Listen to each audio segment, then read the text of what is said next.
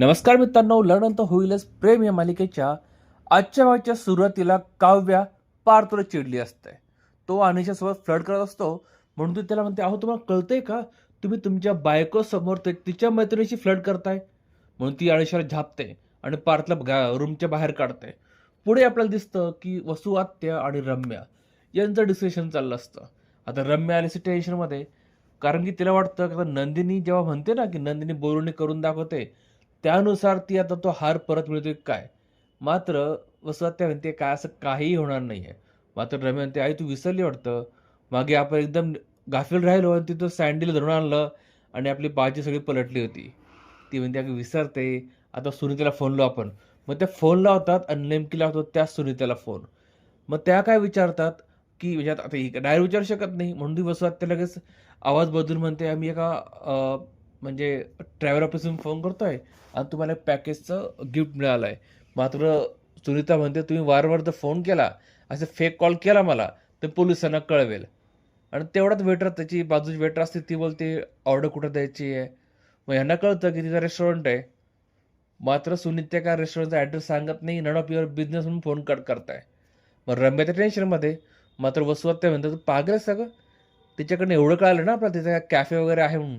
तू एक काम कर, ती काव्याची मैत्रीण अनिशा, तिला जाऊन विचार. तिच्याकडनं काढून घे माहिती." आणि होतं पण तसं मित्रांनो, काव्या आणि अनिशा चहा करण्यासाठी म्हणून किचनमध्ये आले असतात. आणि काव्या करते प्यारसाठी कॉफी बनवते आणि ती कॉफी द्यायला म्हणून रूममध्ये निघून जाते. मग अनिशा एकटी असते. तिथे ते रम्या. रम्या तिला गोड बोलते, की "तुमची परिचारिणी आपण तुला छानपैकी मी तुला कॅफेत घेऊन जाईल. म्हणजे आपली मैत्रीवर वाढेल." मग आता अनिशा पण काव्यासारखी तिला टोमणे मारत असते. मग आता ही चिडते पण शांत राहते. ती म्हणते, "अगं तू आणि काव्या ना एका छोट्या-मोठ्या कॅफेत जात असाल. मी मात्र भारी कॅफेत घेऊन जाईल." मग मात्र अनिशा म्हणते, "भारी? मी आणि काव्या एकदम भारी कॅफेत जातो." मग रम्या म्हणते, "कोणतं नाव सांग बरं?" मग ती सांगते, "बांद्र्यातल्या दक्ष कॅफेमध्ये." आणि मित्रांनो म्हणजे तिला आता नाव कळालंय. ती लगेच Google करते आणि ते ॲड्रेस काढते आणि खुश होऊन आईकडे भेटायला जाते.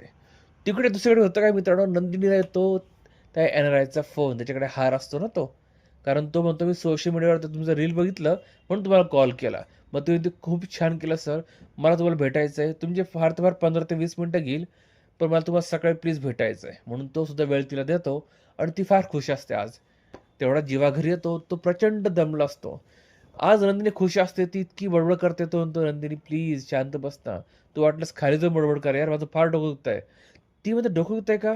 मी छानपैकी मालिश करते आणि ती लिटरली त्याची मालिश करते आणि मग त्याला बरं वाटतं. तो पण खुश होतो मित्रांनो. मग नंदिनी खुशी-खुशीमध्ये खाली येते पार्थकडे आणि मग दोघांच्या गप्पा चालू असतात. मग तिथे मात्र ती म्हणते, "काव्याचा अभ्यास कसा चालू आहे? तुमच्यासारखं मी सुद्धा जीवाला ॲडजस्ट करून घेते आणि जीवासाठी तो खुश राहण्यासाठी मी हवं ते करताय." आणि मित्रांनो इथे आजचा हा भाग संपतोय. उद्याच्या भागामध्ये जिथे नंदिनीला तो माणूस भेटणार आणि इकडे रम्याला ते सुनीता भेटणार. बघूया पुढे काय होतं ते. पुढचा भाग बघण्यासाठी मात्र चॅनल सबस्क्राईब करा, बेल आयकॉन प्रेस करा. आजचा भाग आवडला असेल ना, व्हिडिओला लाईक आणि शेअर करा. भेटूया पुढच्या भागात, तोपर्यंत काळजी घ्या. श्री